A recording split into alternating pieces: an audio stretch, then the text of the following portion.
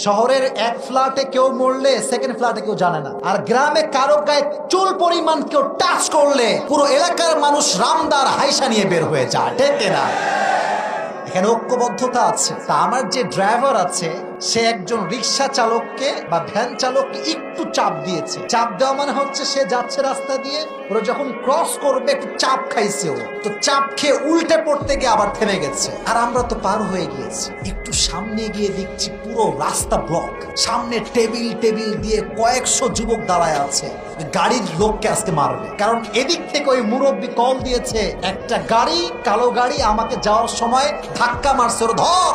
পুরো মোড় এলাকা ব্লক, সব যুবকরা সামনে দাঁড়ায় আছে। আমি বললাম কি হলো রে ভাই? তা আমি কিন্তু ভেতরে আছি। ওই মুরব্বী এসে মিথ্যা কথা বলতেছে কি জানেন? বলছে আমাকে উল্টে ফেলাই দিচ্ছে, ওর কিন্তু কিছুই হয় নাই। তো এখন যখন দেখছি পরিস্থিতি খুবই খারাপ, সামনে টেবিল টেবিল দিয়ে সব ঘিরে রাখছে, তখন আমি বুঝে